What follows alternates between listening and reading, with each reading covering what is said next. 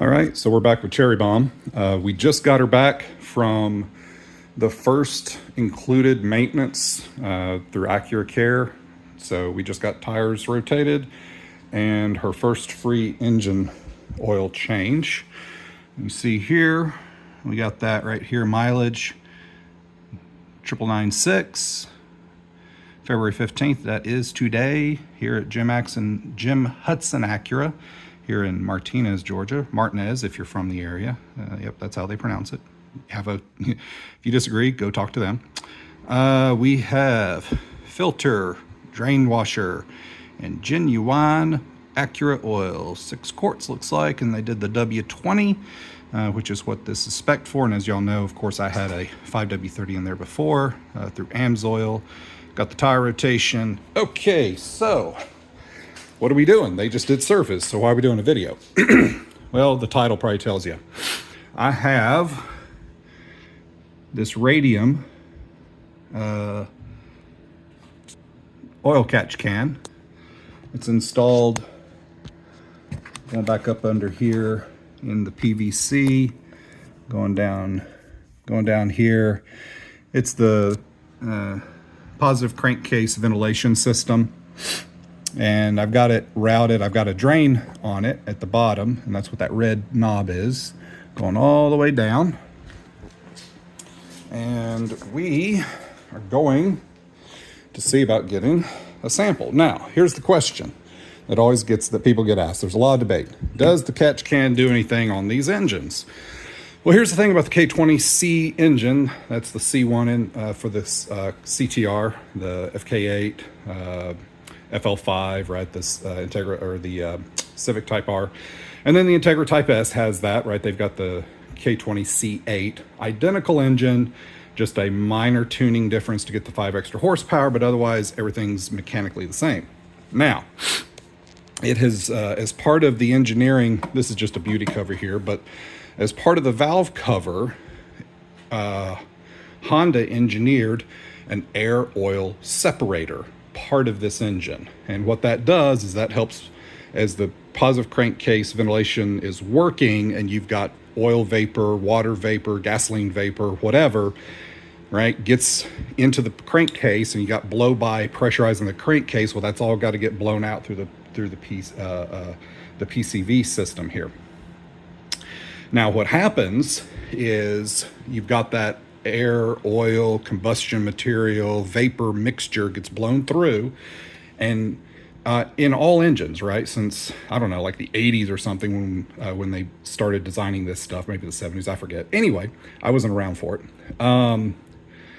What happens is that gets put right back into your intake, which is here on the back here of this K20C8 engine.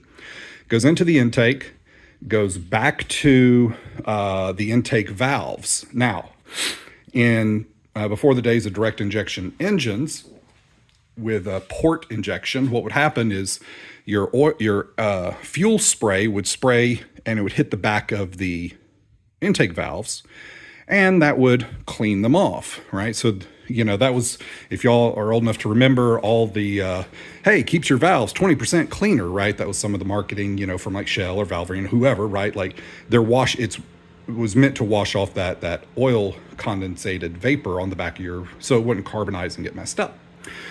Well, direct injection came along, and the injectors are now spraying directly, that's the direct injection portion, into the chamber. So they're not hitting the back of the valves anymore. So the back of the valves don't get that spray to keep them washed off. And so what has been happening with direct injection engines, especially turbo direct injected engines, just ask anyone that's owned a Volkswagen engine like the GTI or GTRs, right? You know, they've got to get a fairly expensive, several $100 carbon cleaning service on the back of their valves.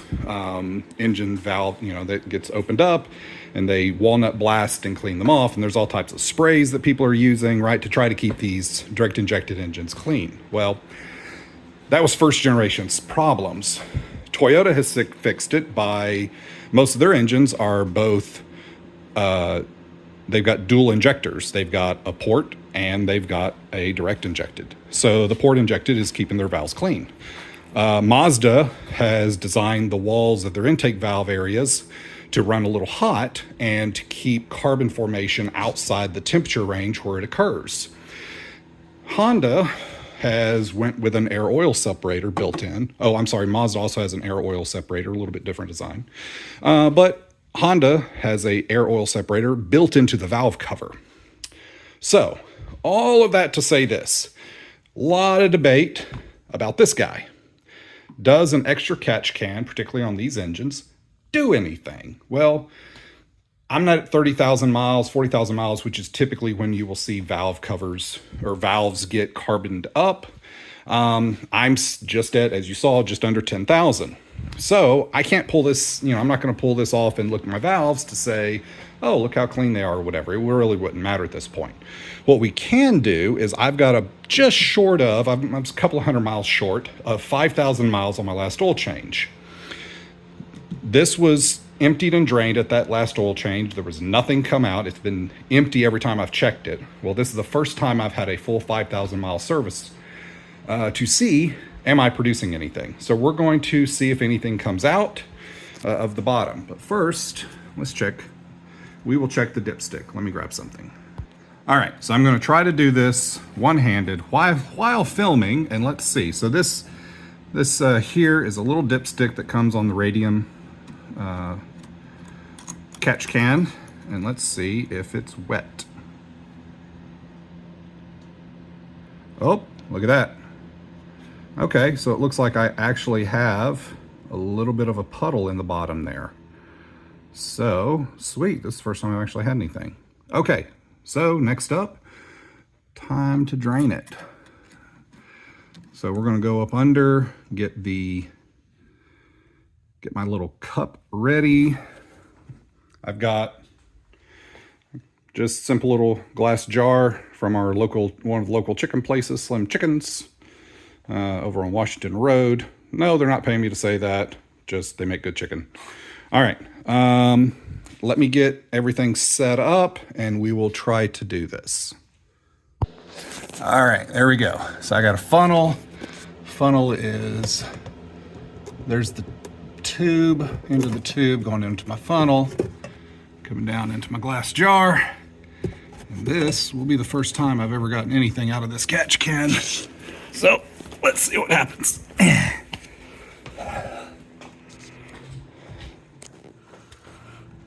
Hopefully that works and I don't make a god-awful mess.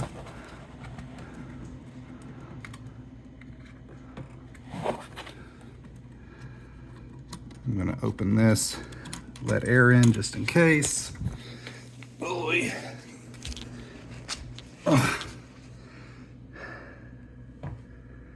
Huh. So, what's interesting is I have had this happen before. Something similar to where there's actually nothing coming out.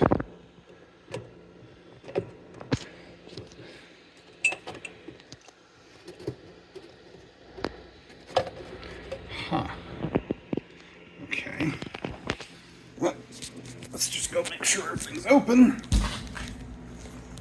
Because what we might have is we might just have a little condensing of fluid, and actually a puddle.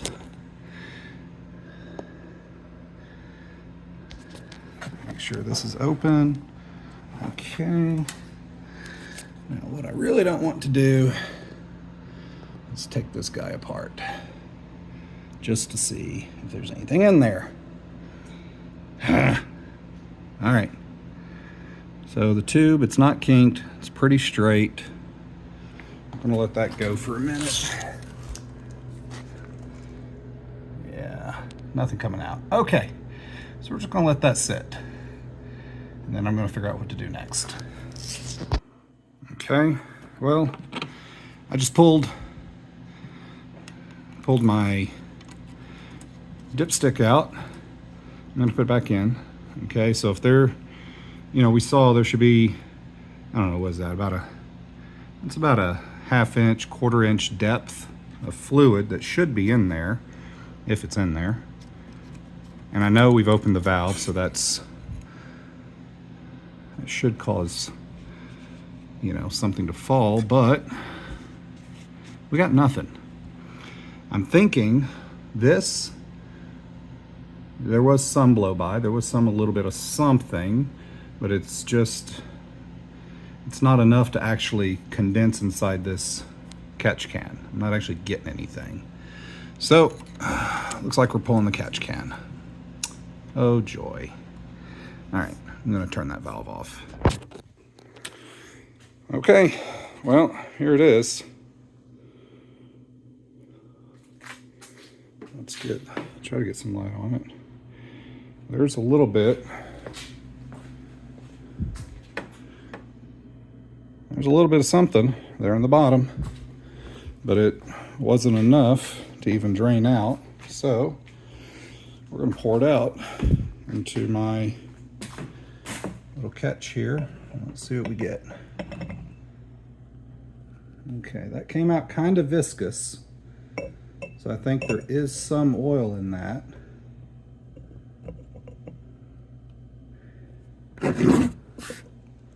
It's not a lot, but that's 5,000 miles. I mean, technically it's probably closer to 10 when, you know, because I installed this at 991, so I guess about 9,000 miles. I've never had anything drain out. So this is the first time I've actually pulled the can and actually got something out of it.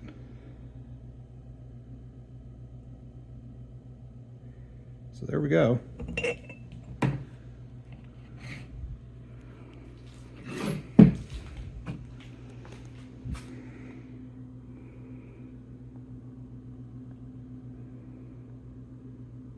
Barely anything. So that's, I mean, if you want to call that worth it, I guess you can make that decision. But that's all that I've been able to get out of this catch can in 9,000 miles of operation. And the last time was a 5,000 mile change. My last couple of changes with 5W30. Amsoil signature series, so you know how much that plays into this, I don't know, but I'm gonna let this sit and let it evaporate. But there really isn't much to evaporate. Like, there will be you know, whatever of that evaporates that's not, you know, water, gasoline vapor, whatever's left behind is oil. But there's such a little amount in here, I doubt I'll be able to detect it. So I'll try to get like something. I'm gonna try to get some sort of measure on this, but this is crazy. All right, well, that last clip was from the 15th of February. It's now 3 March, and this jar has been sitting on my shelf over here on top of those radium boxes. And as we can see, so that's plenty of time for anything that was volatile, like gasoline, water, okay? It's evaporated. So what do we got left here? We got oil, a little bit of oil, okay? Now, I want y'all to remember something. This is everything that catch can got from the time I put that catch can on at 991 miles until the oil change just now, just short of 10,000, so roughly 9,000 miles. And we're talking, I mean, that's hardly a quarter ounce, eighth of an ounce. I mean, that's not a lot at all, okay? So there you have it. Is the catch can worth it in my use case with the oil I'm using? I don't know if that, you know, that'd be enough to cause carbon buildup in any type of decent time period. All right, so got the can reinstalled. I took off the drain, and so what I'll end up doing next time is trying to unscrew this to pull it out manually, because that was a pain in the butt. But I will be honest with you, what little bit we got out of this after the mileage that we've had, I don't know that I I would consider this worth it at this moment. But here's the cool thing. Here's what we're going to do. I just had this thing changed at Honda. It's now got OW20 in it. So that's thinner. You know, I was running the 5W30 Amsoil Signature Series, which is supposed to have a very low NOAC volatility, which means low evaporation.